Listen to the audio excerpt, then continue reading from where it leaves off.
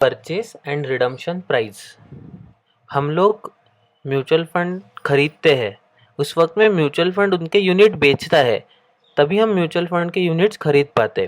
ये जो purchase and redemption price का जो कंसेप्ट है, हम ये म्यूचुअल फंड के हिसाब से सोचेंगे कि म्यूचुअल फंड क्या करता है।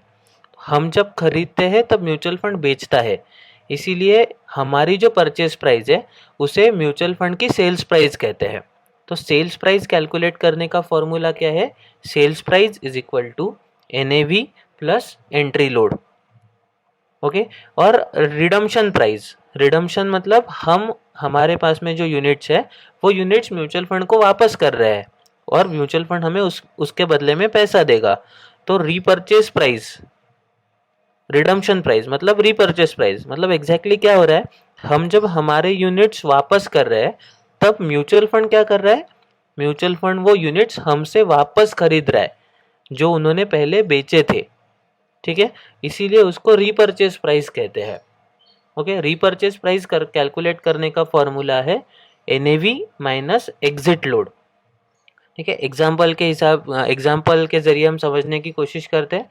अगर if NAV of a scheme is 12 rupees and exit load is 1%, calculate the sales price. ठीक है, सेल्स प्राइस का फॉर्मूला क्या पढ़ा था हमने? Sales price is equal to NAV plus entry load. यहाँ पे सेल्स प्राइस NAV कितनी है हमारी? 12 रुपये, और एंट्री लोड हमें कुछ दिया ही नहीं है इसलिए हम 0 पकड़ेंगे, इसीलिए हमारी सेल्स प्राइस रहेगी 12 रुपया।